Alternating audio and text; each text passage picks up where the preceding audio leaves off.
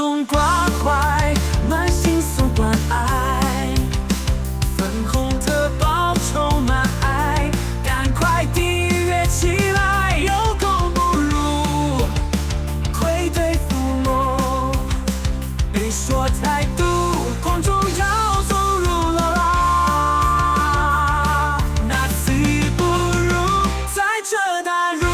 花时代，如花是命运安排，表现的不愉快，不如触动如个风花绝代，如他的中所期待，如出人生的精彩，如啦啦，那次不如。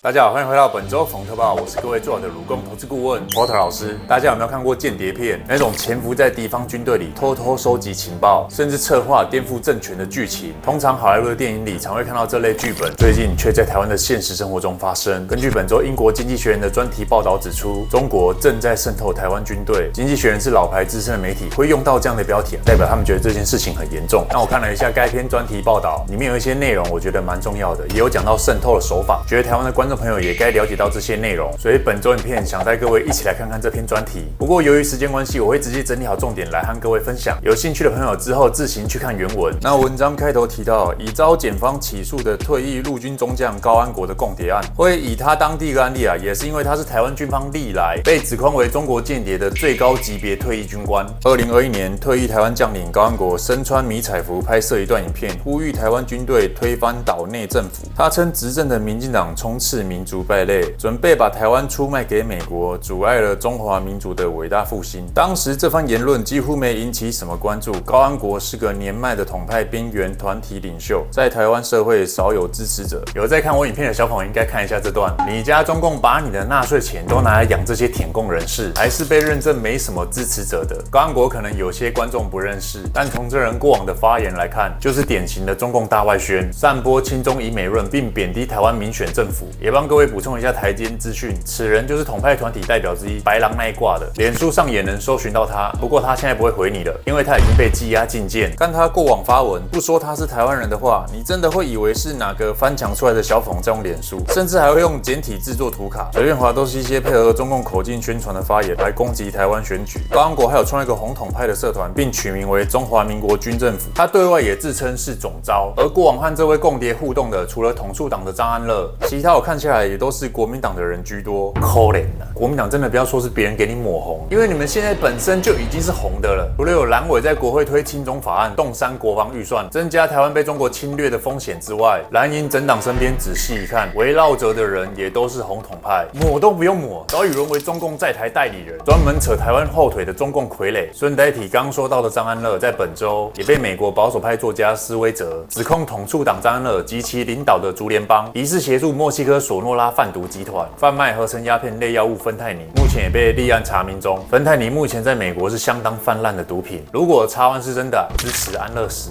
我是说支持台湾政府和美国政府司法合作，引渡张安乐给 FBI， 不要让台湾又被统派人士影响台美关系。关于高安国与其同伙6人已在今年1月被高检署以为中国发展组织罪起诉，并求处10年以上徒刑，现由高院审理中。根据资料，这人前后收了约962万中共资金密谋于中共攻台时发动政变，推翻政府并接管。这边建议高检署除了查他手机相关讯息之外，也记得去他创的那个统战社团看看有没有漏网之鱼。那个社团我看有3000人呢。先继续说回经济学人专题，中国对台湾军方渗透目标也不只是像高安国这样的退役军官，现役军人自然也成为渗透对象。这部分中共则是透过间接方式接触他们，比如假借旅游、商业合作，实际上却是收集情报，也会利用有在赌博或急迫用钱的军人，叫他们交付身份证、军饷条，甚至在军营偷拍或夹带机密资料，以及协助中共在台发展间谍组织，还会另外找黑帮与地下钱庄宗教团体来想办法接触这些目标。在过去4年内，我国间谍案件起诉数量暴增数倍，这也显示中国对台渗透正在加强力道。我们从过往相关共谍案例能发现，渗透手法一直在变化。经济学人专题还特别提到，有个渗透手法是以最高台币20万跟小兵买一些垃圾情报，叫阿兵哥拍一些军事基地的厕所照片，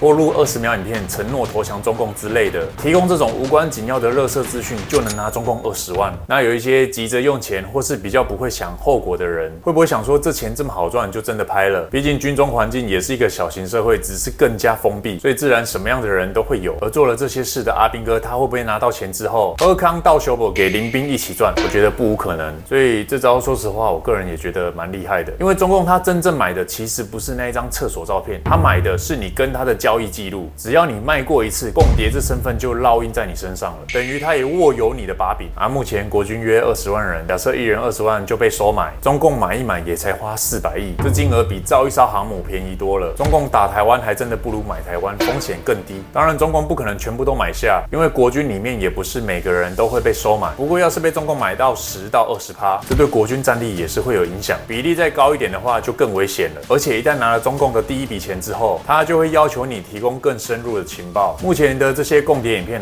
配合中共拍摄的这些内容都还没被公开，不少共谍也已经被抓了。当然，大家也要明白一件事，那些照片、影片已经被中共收集起来了。中国有可能在未来的某个时刻，会利用他所收集的这些影片，透过网军放出来，削弱台湾民众的抵抗意志，让台湾人觉得怎么好像国军放推了，而造成恐慌。现在这支影片就是在打避免恐慌的预防针。与其等到那天发生，Porter 老师还不如提前整理这些，告诉大家有这件事发生了，公开揭露中共渗透的案例，让台湾社会知道中共是如何试图瓦解台湾军队，不可不提防。未来各位如果在网络上某天开始接连出现一些穿着国军制服的人，在那边说投降中共，或是讲一些宣传中共大会宣的话，各位请不要被煽动，先不要自乱阵脚。有看到的话，就是找国安局检举，最高奖金500万。鲁共投资顾问不是开玩笑的，真的要赚钱了。如果已经有掌握证据或相关资讯的，也可以直接去检举，不管你是一般民众还是军人都可以。检举成功，查完真的是共谍，就有奖金。从鲁共自由到财富自由，就靠检举共谍了。这大红包该领就领，大家有发现的话不要客气。从今天起，我们一起成为奖金猎人，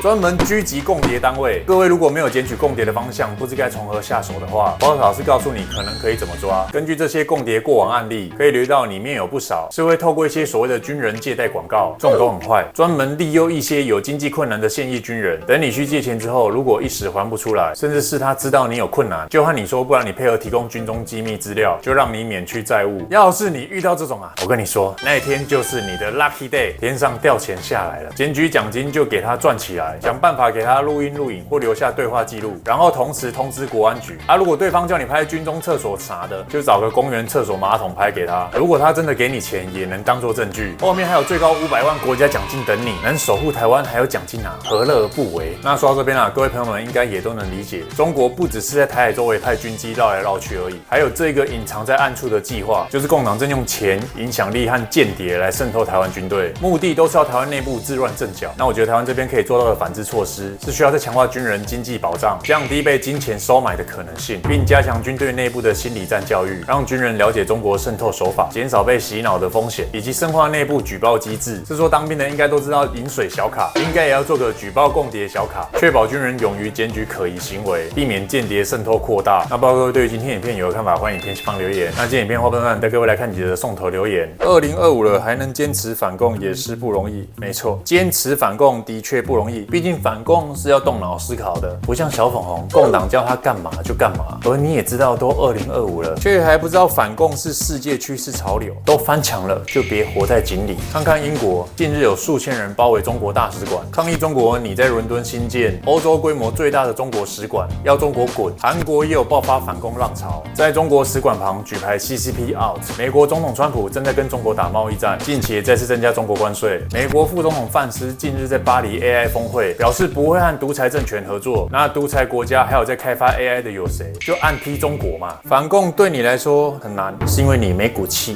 舔共对你来说简单，是因为你没羞耻心。侧翼看太多真的会影响认知，这边建议你多看多听，接受更多资讯，不要让资讯来源太单一，就会知道每年民进党口号都一样。马英九那8年台湾不会亡国，现在也一样。但是如果让台湾剩一党独大，那才会真正地走向灭亡，绝对的权力，绝对的腐败。任何时候都需要有地方多方去制衡，3方牵制的结果是最好的，不能让任何一方彻底消失。我请问你啦，所以《经济学人》写专题讲中共也是民党侧翼吗？美国关税大棒敲中国是民党侧翼吗？范斯说不跟独裁政权合作也是民党侧翼吗？如果这些真的都是民党侧翼啊，那我还不挺爆？有这么猛的影响力又民主国家，难道还跟蓝白去那边舔共？怎么看都是你认知被红媒影响太深了，才会在我这边写这些偏离现实的屁话。马英九那8年台湾没有亡国，是因为台湾这边还有拒绝中共、支持台湾中国一边一国的人在抵挡，不是因为你这种状况外的人自以为是。在马英九的执政时期，中国公安都差点来进驻台湾了，这你知道吗？当年中共官员来台，台湾民众还被禁止举中华民国国旗，这你不知道吧？连当年中国送熊猫来台统战交流，动物园都被迫得降下国旗，这些都是发生在马英九执政时期啊！你上网查还很多。没有人乐见一党独大，但台湾现在很明显就是只有民进党跟中共代理人在选，一边至少是饭菜，另一边是红色手嘴，你不可能有饭吃不吃，跑去吃喷吧？看你说3方制衡就想笑，蓝白根本同一党还3方制衡嘞，只有一方智障了。下一则，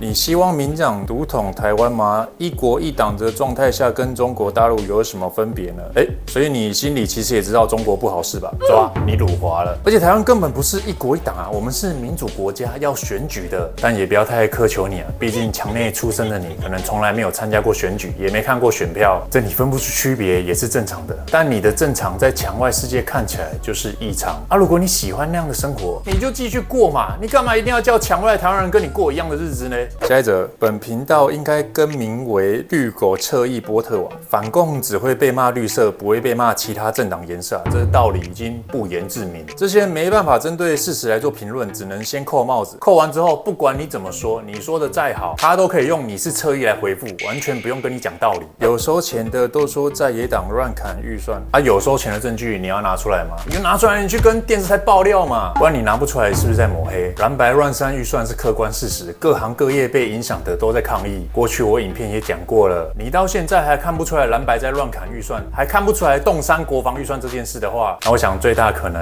是你的智商也跟着被砍了，可怜啊！台湾删预算的事啊，美国 CNN、法国世界报也都有报道。前面那位讲不赢就说别人侧翼的，我请问你，难道这些外媒也是侧翼吗？不然他们说的话怎么也对民进党有利呢？不要再侧翼了，我看先测测你智商吧，或是至少先测看看你的物种还是不是人类吧。OK， 那今天影片就先聊到这边，喜欢我的影片请帮我按赞加订阅，也欢迎各位加入我 YouTube 频道会员或使用单次超级感谢支持这个单元运作。我是波特王，我们下次影片见，拜拜。